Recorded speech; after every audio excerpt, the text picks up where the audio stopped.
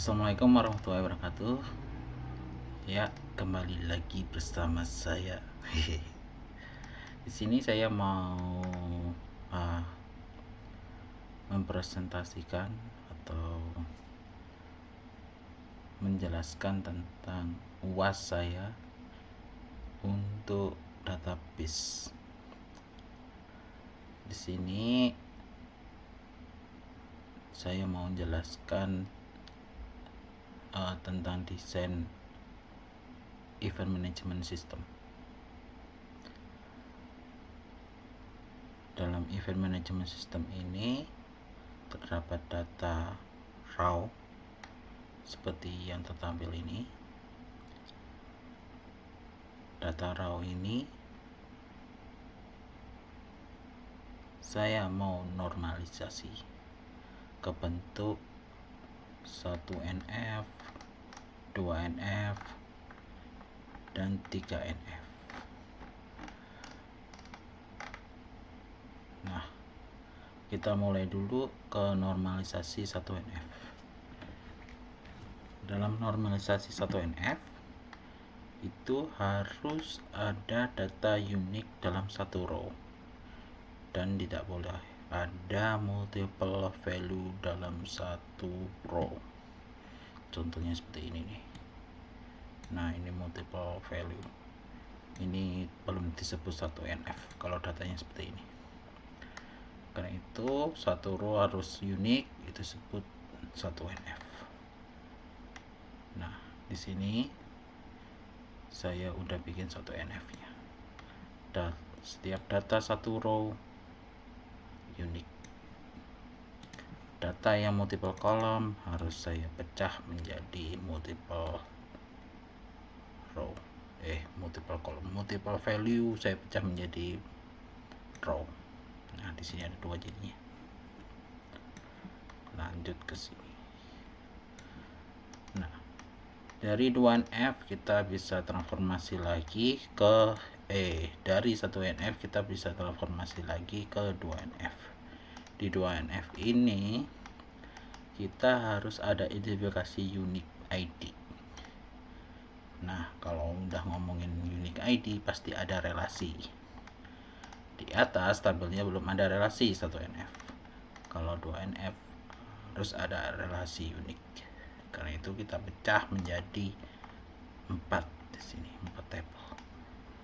Masing-masing user kita pecah seperti ini, ada ID, ada user, ada nama, email, row, terus ada event. Sebelah sini kan event nih. Ini event kita masukin, ada ID-nya, judulnya, deskripsinya, tanggal mulai, tanggal selesai, lokasi, vendor, kontak. Ada tiketnya kita kasih ID-nya juga. Tiketnya udah kita kasih unik di sini, kategori 1A, 1B, 2A. Nah, di sini adalah tabel penyambung. Kita sebut tabel registration, penyambung antara ID event, ID user, ID tiket. Nah, dari sinilah terbentuk relasi-relasi itu. Ini masih dibilang 2NF. Kenapa? Karena di event ini masih ada hubungannya event dengan vendor. Padahal vendor ini juga masih bisa kita pecah lagi. Nah, vendor, event dan vendor itu dua entitas berbeda, bisa kita pecah lagi sebenarnya. Karena itulah terbentuk namanya 3NF. 3NF ini harusnya semua berdiri sendiri, independen. Jadi kalau relasinya berdiri sendiri, ini jadi lebih bagus lagi. Sama kayak 2NF, gak jauh beda untuk tabel user. Nah, di sini saya pecah lagi role sama kayak di atas. Kalau role-nya di sini udah nempel bentuk teks, saya pecah lagi jadi ID. Ini jadi lebih bagus lagi untuk relasi. Di sini juga ada eventnya saya pecah vendor. Nah, di vendor ini apa? Terus di sini saya bikin lagi event vendor. untuk penghubung antara ID event dengan ID vendor. Kenapa harus event vendor ini? Karena bisa jadi satu event punya banyak vendor atau satu vendor punya banyak event. Istilahnya many to many. Terus di sini ada tiket, sama seperti 2NF, registration sama seperti 2NF di atas. Terus kita jabarin di sini ada entitas. Dari 3NF ini entitasnya apa aja? Ada user, berisi seluruh user pengguna sistem, ada role, tipe pengguna, terus ada event, acara yang diselenggarakan, terus ada vendornya siapa aja nih, terus entitasnya ada event vendor ini yang berhubungan sama tadi relasi antara acara dengan vendor. Terus ada tiket, tipe tiket yang di acara itu apa aja, ada registrasi pengguna yang melakukan pembelian tiket di suatu acara. Lalu kita bahas atribut. User punya atribut ID user, kita set primary key, nama, email, ID role. Email kita set unique key. Kenapa? Karena untuk kebutuhan login kita bisa menggunakan email. ID role ini foreign key nya ke roles, ini ke roles. Ada lagi nama tabelnya roles, ID roles, primary key, rolesnya apa aja, bisa admin, bisa panitia, bisa peserta. Terus ada tabel event. Di sini ada ID event, primary key, judul event, deskripsi, tanggal mulai, tanggal selesai, lokasi. Vendors, ada ID vendors, primary key, vendornya siapa, kontaknya apa, ada informasi itu. Terus event vendors ini penghubung many to many tadi, ada ID event, foreign key ke tabel event, terus ID vendor, foreign key ke tabel vendors. Ada tiket, ID tiket, primary key, ID event, foreign key, tiket, harga. ID event, foreign key ke event karena setiap tiket pasti menempel pada punya realisasi kepada event. Misal ini eventnya adalah konser Muse, tiketnya mana aja, kan nggak mungkin tiketnya hanya satu untuk segala macam konser. Terus registration, ada ID register, primary key, ID event, foreign key, ID user, foreign key, dan ID tiket, foreign key.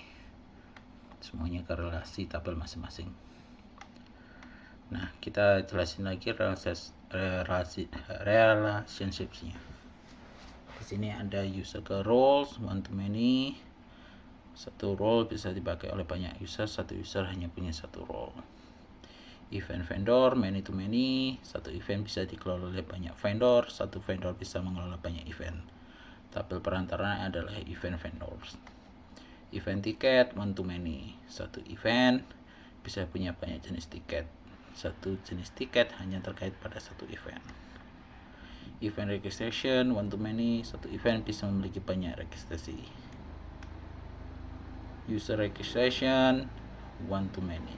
Satu user bisa punya banyak registrasi.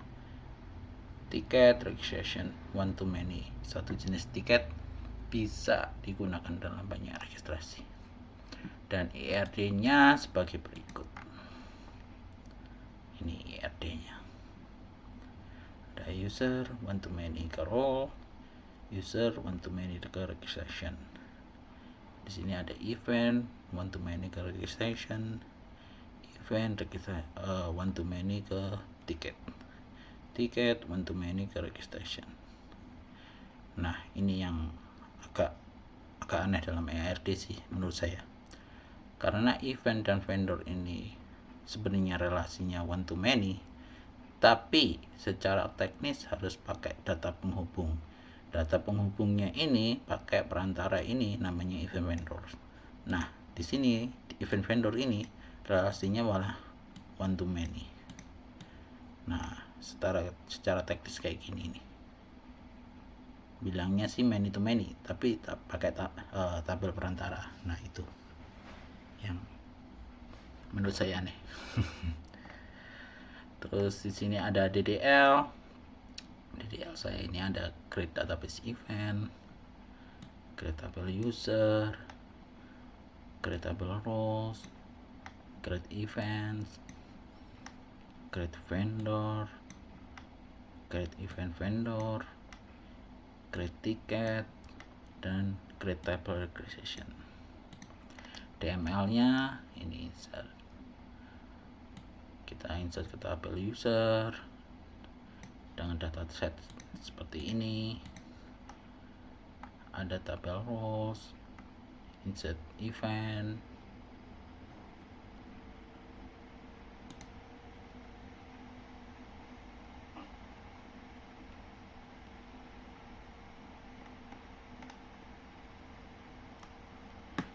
terus di bawah lagi ada insert vendor, terus event vendors, ini ticket registration. Ini query update saya, query update. Ini ada query delete. Selectnya saya pakai join, inner join ini sama dengan istilahnya full join, tapi sekarang yang terbaru bilangnya inner join. Nah, ini inner join. Terus ada ticket, ini multiple inner join, saya pakai ambil data dari registration, inner joinnya ke event user ticket, karena itu ada banyak nih inner joinnya. Di sini ada create user untuk kebutuhan user aplikasi. Saya create ada 3 user di sini. Ada user admin event, ada user app event, terus ada user support event. Nah, grant access, untuk grant access sendiri saya kasih all privilege untuk admin. Nah, app hanya bisa select, insert, update, delete, execute. Execute ini sama dengan execute store procedure untuk app. Nah, untuk support saya hanya kasih grant, select aja. Flash privilege ini artinya privilege-nya udah di-apply atau udah diterapkan untuk komen-komen ini. Kalau udah di-execute, pas untuk privilege pasti harus plus privilege biar green ini otomatis tersimpan. Terus di sini ada transaction itu kurang lebih atomic, pengumpul atomic statement. Jadi sebuah statement itu kalau mau dibikin atomic harus pakai start transaction. Nah, di sini ada insert tuh misal. Nah, terus ada insert lagi ke event vendor. Nah, insertnya ke event ini ada, terus insert ke event vendor ada.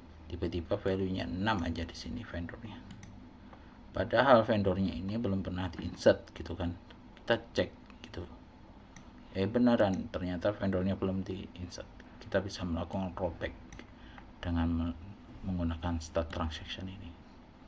Tapi kalau nggak menggunakan start transaction ini nggak bisa atomic, otomatis ke commit semua, independen satu-satu gitu.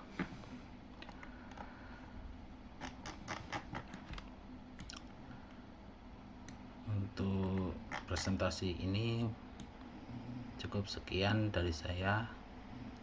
Semoga presentasi ini membuat atau menambah sedikit ilmu. Oke, terima kasih untuk semuanya. Wassalamualaikum warahmatullahi wabarakatuh.